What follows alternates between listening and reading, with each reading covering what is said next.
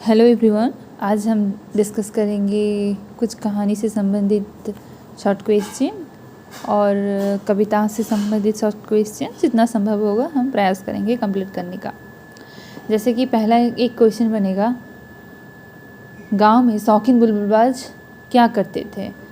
गांव में शौकीन बुलबुलबाज क्या करते थे, यह किससे संबंधित कहानी है? शिव शंभू के चिट्ठे, लिखा है बाल मुकुंद गुप्त जी ने। तो इसका आंसर क्या होगा? गांव के शौकीन बुलबुलबाज क्या करते थे? वह बुलबुल पकड़ते थे, पालते थे और लड़ाते थे। दूसरा क्वेश्चन, बालक शिव शंभू शर्मा किसका चाव नहीं था? बालक शिव शंभू शर्मा को बुलबुलें लड़ाने का चाव नहीं था। अच्छा, उसके बाद शिव शंभू क्या चाहता था? शिव शंभू चाहता था एक बुलबुल को हाथ पर बिठाकर ही प्रसन्न होना चाहता था। शिव शंभू कौन था? ब्राह्मण कुमार था। पिता को क्या भय था?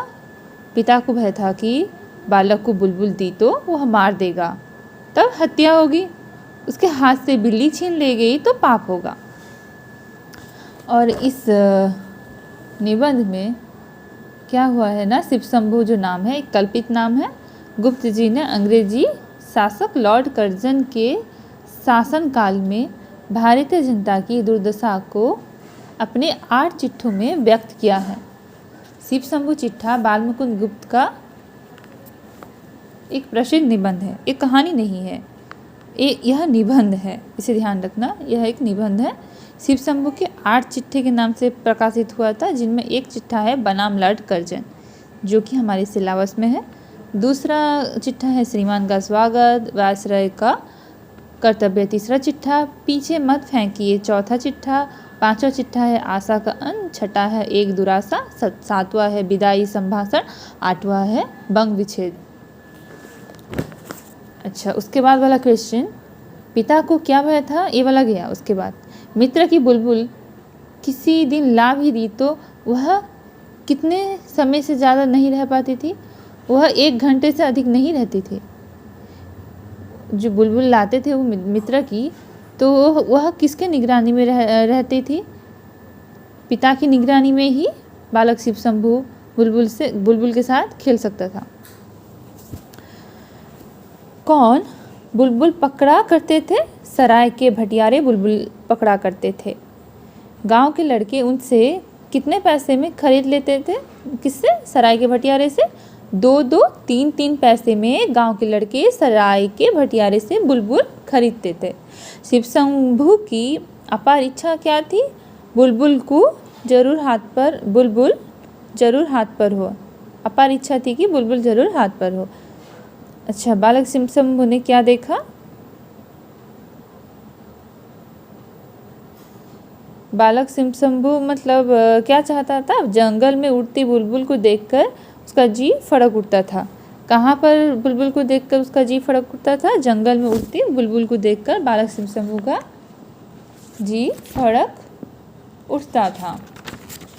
उसके बाद बुलबुल की बोली सुनकर आनंद से हृदय नृत्य करने लगता। बालक शिव शंभू का हृदय कैसे आनंद से क्यों नृत्य करने लगता ना? बुलबुल की बोली सुनकर। उसके बाद बुलबुल पकड़ने की नाना प्रकार की कल्पनाएं मन में करता हुआ बालक शिव शंभू सो गया। किसकी कल्पना करता हुआ बालक शिव शंभू सो गया ना? बुलबुल पकड़ने की नाना प्रकार की कल्पनाएं मन में करता हुआ बालक शिव शंभू सो गया। उसके बाद उसने स्वप्न में देखा कि संसार क्या हो गया है? संसार बुलबुलमय हुआ है। सारे गाँव में बुलबुल उड़ रही है। कहाँ बुलबुल उड़ रही है? सारे गांव में बुलबुल उड़ रही हैं। अपने घर के सामने खेलने का जो मैदान है उसमें सैकड़ों बुलबुल उड़ती फिरती हैं। कितनी बुलबुल उड़ती फिरती हैं? सैकड़ों बुलबुल उड़ती फिरती हैं। कहाँ पर? उनके घर के सामने जो खेलने का मैदान है। कितनी ऊपर उड़ती हैं? वो बहुत नीची उड़ती हैं। और उनके अड्डे कैसे हैं? बैठने के अड्डे भी नीचे हैं। बालक शिव शंभू के हाथ की उंगलियों पर आ बैठती है। बालक शिव शंभू की हाथ की उंगलियों पर आ बैठती है। कौन? बुलबुल। 2-3 साथी पकड़ते छोड़ते हैं। कितने साथी बुलबुल पकड़ते छोड़ते हैं बालक शिव शंभू के साथ? 2-3। खेलने का मैदान क्या बन गया है? बुलबुलिस्तान बन गया है। क्या बुलबुलिस्तान बन गया है? खेलने का मैदान। यह कब हुआ? नाबालक शिव शंभू जब बुलबुल पकड़ने की नाना कल्पना करके सो गया था, तो वह देखता है कि खेलने का मैदान जो है बुलबुलिस्तान बन गया है। आज शिव शंभू बुलबुलों का क्या बना है? राजा नहीं, महाराजा है। सुंदर बाग, वहीं से सब बुलबुल उड़कर आती हैं। बालक शिव शंभू देखता है कि जो एक सुंदर बाग है वहीं से सब बुलबुलें उड़कर आती हैं। बाग में सोने के पेड़ पत्ते, सोने के हैं, नाना रंग के फूल हैं। सोने के पेड़ पत्ते हैं और सोने ही के नाना रंग के फूल हैं, और उन पर सोने की बुलबुलें बैठी गाती हैं और उड़ती फिरती हैं। क्या करती हैं? सोने की बुलबुल उन पर बैठी गाती हैं और उड़ती फिरती हैं।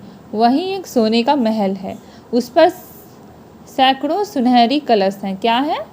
उन पर, उसी पर, किस पर? सोने के महल पर सैकड़ों सुनहरी कलश है, उन पर बुलबुलें बैठी हैं। बालक 2-3 साथियों सहित महल पर चढ़ा। उस समय वह सोने का बगीचा, सोने का महल और बुलबुलों सहित एक बार उड़ा। सोने का बगीचा, सोने का महल और बुलबुलों सहित एक बार उड़ा। सब कुछ आनंद से उड़ता था। बुलबुलों का ख्याल बालक के मन से हटने लगा।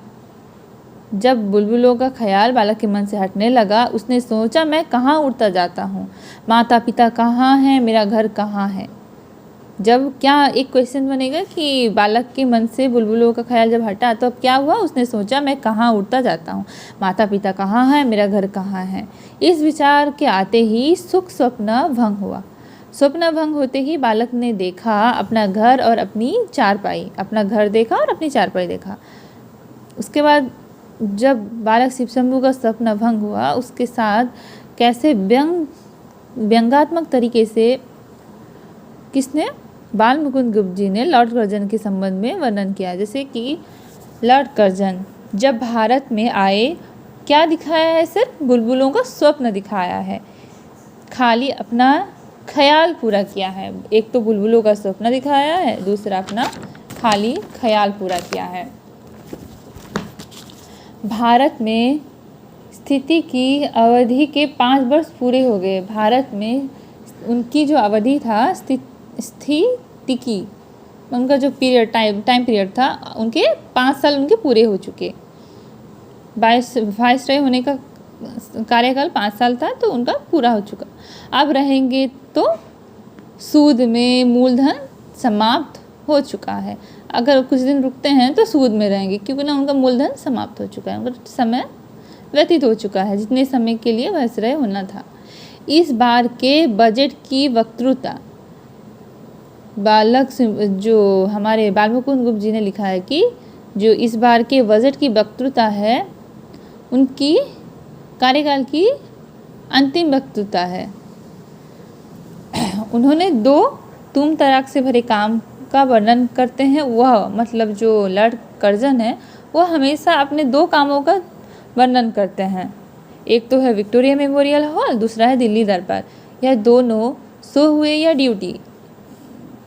बाल मुकुंद गुप्त जी पूछते हैं शिव शंभू शर्मा के नाम से कि यह जो आपने 2 काम किए हैं, एक विक्टोरिया मेमोरियल हॉल, दूसरा दिल्ली दरबार, यह सो है कि ड्यूटी है? विक्टोरिया मेमोरियल हॉल चंद पेट भरे अमीरों के 1-2 बार देख आने की चीज़ है। जो विक्टोरिया मेमोरियल हॉल है, किसके देख आने की चीज़ है? चंद पेट भरे अमीरों के कितने बार? 1-2 बार देख आने की चीज़ है। लोग विक्रम को याद करते हैं या उसके सिंहासन को? लेखक, निबंधकार प्रश्न करते हैं, लोग विक्रम को याद करते हैं या उसके सिंहासन को? अकबर को या उसके तख्त को? शाहजहां की इज्जत उसके गुणों से थी या तख्ते ताउत से थी? चीज़ वह बननी चाहिए जिसका कुछ देर कायम हो। नुमाइश की चीज़ों का तितलियों सा जीवन होता है। नुमाइश की चीज़ों का कैसा जीवन होता है? तितलियों का सा। अकबर को याद करते हैं या किसको? तख्त को। अकबर से तख्त का संबंध है। शाहजहां का इज्जत किससे था? उनके गुणों से था, ना कि तख्ते ताउस से। लोग किसे याद करते हैं? विक्रम को, ना कि उनके सिंहासन को। और नुमाइशों को चीज़ों का जीवन कैसा है? तितलियों सा था। कछाड़े के चाय वाले साहबों की दावत में जब बात छिड़ी थी तब बालमुकुंद गुप्त जी ने क्या कहा था? यह लोग नित्य हैं और वो खुद क्या है? कुछ दिनों के लिए हैं। अब यदि कुछ दिन और मिले तो वह किसी पुराने पुण्य के बल से समझिए। जिस पद पर आप आरूढ़ हुए हैं वह आपके मौरूसी नहीं मतलब मौरूसी का अर्थ है खुद का। मतलब जिस पद पर आप आरूढ़ हुए हैं वह आपका खुद का नहीं है, वो कुछ दिन का है। कैसा है वह? नदी नाव का संयोग की भांति है। आपका जो पद है वह नदी नाव के संयोग की भांति है। स्मरण रहे, धातु की मूर्तियों के स्मृति चिन्ह से एक दिन किले का मैदान भर जाएगा। धातु की मूर्तियों की स्मृति चिन्ह से एक दिन किले का मैदान भर जाएगा। अर्थात हर व्यक्ति अगर अपने को श्रेष्ठ मानेगा और अपनी एक प्रतिमा बनाएगा तो क्या वो किले का मैदान ही भरना हुआ ना। अगर वो अच्छा काम करेगा तो उसके गुणों से समाज कल्याण होगा। तो यहाँ पर किसको चिन्हित किया गया है? किसे दोषी ठहराया गया है? वाइसरॉय लॉर्ड कर्जन को। उन्हें बताया जा रहा है कि स्मरण रहे, धातु की मूर्तियां स्मृति चिन्ह एक दिन किले का मैदान भर जाएंगे। 50-50 हाथ पर हवा को टकरा कर चलना पड़ेगा। जो इतनी भी स्मृति चिन्ह धातु की मूर्तियों से बन जाएगी कि 50-50 हाथ पर हवा को टकरा कर चलना पड़ेगा।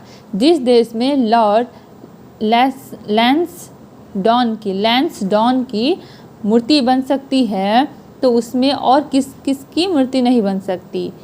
इस दरिद्र देश के बहुत से धनिक की एक ढेरी है। इस दरिद्र देश के बहुत से धनिक की एक ढेरी है जो किसी काम नहीं आ सकती। जो ये मूर्तियाँ बनाई जा रही है, जैसे कि लैंसडॉन की मूर्ति, जो एक व्यक्ति है जो क्रूर व्यक्ति है, उसकी मूर्ति बन सकती है तो और किसकी नहीं बन सकती। और वो जो मूर्तियाँ किले के मैदान भरेंगे तो वो क्या है? इस दरिद्र देश के बहुत से धनिक की एक ढेरी है जो किसी काम नहीं आ सकती। कुछ विशेष पक्षियों के कुछ देर विश्राम लेने के अड्डे से बढ़कर और कुछ नहीं। जो प्रतिमाएं बनेगी वो कुछ विशेष पक्षियों के कुछ विश्राम लेने के अड्डे से बढ़कर और कुछ नहीं है। उसके बाद और एक ध्यान रखने की बात है कि एक मूर्ति है जो किले के मैदान में नहीं है पर भारतवासियों के हृदय में बनी है। क्या आपको पता है वो किसकी मूर्ति है? कमेंट सेक्शन में ज़रूर बताइएगा। एक मूर्ति है जो किले के मैदान में नहीं है पर भारतवासियों के हृदय में बनी है। करोड़ों गरीबों के हृदय में मूर्ति बनवाना अच्छा समझा। कौन? लॉर्ड रिपन ने। वह किसकी मूर्ति है? लॉर्ड रिपन की। अर्थात यहाँ पर लेखक निबंधकार बताना चाहते हैं कि एक मूर्ति है जो किले के मैदान में नहीं है पर भारतवासियों के हृदय में बनी है। वह मूर्ति किसकी है? वह लॉर्ड रिपन की मूर्ति है। उन्होंने क्या समझा? करोड़ गरीबों के हृदय में मूर्ति बनाना अच्छा समझा, ना कि किले के मैदान में। एक स्मृति मंदिर जो 50 लाख के संगमरमर वाले से अधिक मजबूत और सैकड़ों गुना कीमती है। तो यहाँ पर हमारे जो निबंधकार हैं वह बताते हैं कि एक स्मृति मंदिर है जो 50 लाख के संगमरमर वाले से अधिक मजबूत और सैकड़ों गुना कीमती है। यह स्वर्गीय विक्टोरिया महारानी का सन 1858 ईस्वी का घोषणा पत्र है। और बताते हैं जो मुकुंद जी, 100 ड्यूटी का मुकाबला कीजिए।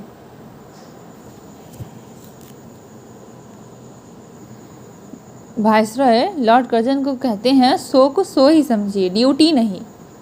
दिल्ली दरबार की याद शिव शंभू शर्मा के सिर में बालकपन के उस सुख स्वप्न की है।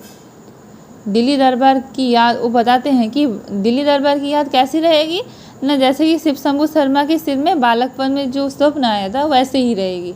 कुछ दिन की बात है। फिर लोग क्या जब बचपन में जैसी अनुभूति होती है जब वो यौवन अवस्था में आता है तो बचपन वाली अनुभूति रहती है क्या, उसी तरह दिल्ली दरबार की याद वैसे ही रह जाएगी। जैसे कि हमने पहले डिस्कशन ऑलरेडी कर लिया है। अच्छा, यहाँ पर हमारा समाप्त होता है कौन सा निबंध, शिव शंभू का चिट्ठा निबंध, लेखक बालमुकुंद गुप्त। नेक्स्ट हम एक कहानी देखते हैं, प्रायश्चित कहानी, लेखक हैं भगवती चरण वर्मा। अच्छा, कवरी बिल्ली किससे प्रेम करती थी, रामू की बहू से प्रेम करती थी। रामू की बहू घर भर में किससे घृणा करती थी, कवरी बिल्ली से। रामू की बहू 2 महीने से आई थी, कितने महीने हुए मायके से ससुराल आई थी, 2 महीने हुए आई थी। अच्छा, बहू का नाम क्या था, कैसे वर्णन किया गया है, रामू की बहू वर्णन किया गया है, उसके पति का नाम रामू की बहू।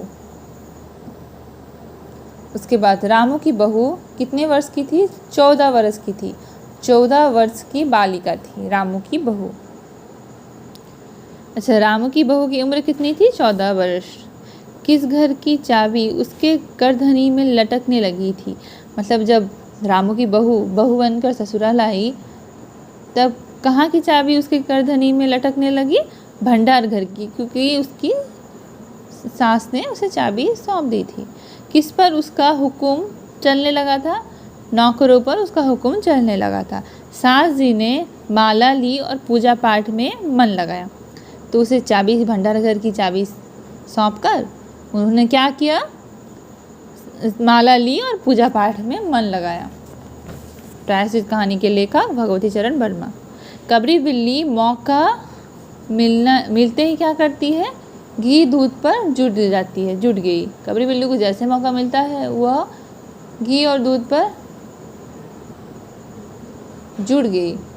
किसकी जान आफत में आई, रामू की बहू की जान। घी रखते रखते ऊँग गई तो बचा हुआ घी कबरी के पेट में। रामू की बहू को सास की मीठी झिड़कियाँ और पति देव की मतलब रामू की बहू को क्या मिलता था, सास की मीठी झिड़कियाँ, और पति देव को क्या मिलता था, रूखा सूखा भोजन। खीर से भरा कटोरा अगर रखकर ऊंचे ताक पर रखा गया, रामू की बहू इसके बाद पान लगाने लग गई। अच्छा, जब खीर से भरा कटोरा लेकर ऊंचे ताक पर रखा किसने, रामू की बहू ने, और क्या करने गई, पान लगाने गई रामू की बहू। सास को पान देने जब जाती है उसके बाद क्या होता है वो देखेंगे। रामू की बहू कबरी की हत्या पर कमर कस ली, तो वो पान लगाने गई, इधर कबरी चट कर गई, और इससे क्या हुआ, रामू की बहू को गुस्सा आया, वो उसकी हत्या पर उतर आई। सुबह क्या किया रामू की बहू ने, कबरी के लिए देहरी पर उसने कैसे सामान रखा उसको देखेंगे। सुबह कबरी देहरी पर बैठी बड़े प्रेम से उसे देख रही थी। रामू की बहू एक कटोरी दूध कमरे के दरवाजे की देहरी पर रख कर चली गई, हाथ में पाटा लेकर लौटी। जब लौटी तो कबरी उसमें जुटी थी, तो क्या किया रामू की बहू ने, पाटा पटक दिया। आवाज हुई, महरी झाड़ू छोड़कर आई, मिसरानी रसोई छोड़कर, महरी से झाड़ू, मिसरानी रानी, रसोई की रानी, इसे भी याद रख सकते हैं, मिसरानी का संबंध रसोई घर से है। मिसरानी रसोई छोड़कर, सास पूजा छोड़कर घटनास्थल पर उपस्थित हो गए जब उसने पाटा पटक दिया, क्योंकि ना रामू की बहू और कबरी बिल्ली दोनों का बिल्कुल पड़ता नहीं था। महरी सबसे पहले बोलती है, अरे राम, बिल्ली तो मर गई। माँ जी, बिल्ली की हत्या बहू से हो गई, यह तो बुरा हुआ। महरी बोलती है कि अरे राम, बिल्ली तो मर गई। माँ जी, बिल्ली की हत्या बहू से हो गई, यह तो बहुत बुरा हुआ। मिसरानी बोलती है, माँ जी, बिल्ली की हत्या और आदमी की हत्या बराबर है। अच्छा, प्रश्न बनेगा कि किसने कहा कि माँ जी, बिल्ली की हत्या और आदमी की हत्या बराबर है? मिसरानी, हम तो रसोई ना बनवाएंगे जब तक बहू की सिर हत्या रहेगी। कौन बोलता है कि रसोई नहीं बनाऊंगा जब तक बहू के सिर से हत्या नहीं हटेगी? तो यह बोलती है मिसरानी। किसने कहा, अब जब तक बहू के सर से हत्या ना उतर जाए तब तक ना कोई पानी पी सकता है ना खाना खा सकता है। तो यह सास ने कहा। महरी पंडित जी को बुलाने गई। कौन पंडित जी को बुलाने गई? महरी। बिल्ली की छाया की खबर। अच्छा, बिल्ली की हत्या की खबर बिजली की तरह पड़ोस में फैल गई। पंडित जी जिसको बुलाया गया उनका नाम क्या था? पंडित परम सुख। पंडित परम सुख को जब यह खबर मिली तब वह पूजा कर रहे थे। लाला घासीराम की पतोहू। अच्छा, रामू की बहू। रामू पति का नाम, उनकी बहू, रामू की बहू से संबोधित किया गया है। और उनके जो ससुर का नाम क्या था? लाला घासीराम। लाला घासीराम की पतोहू, रामू की बहू।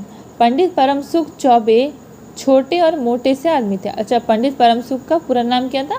पंडित परम सुख चौबे छोटे और मोटे से आदमी थे। लंबाई कितनी थी? 4 फीट 10 इंच। 4 feet 10 inch. तोंद का घेरा 58 इंच था। उनका जो तोंद का घेरा कितना था? 58 इंच। चेहरा गोल मटोल, मूछ बड़ी बड़ी, रंग गोरा, चोटी कमर तक पहुंचती थी।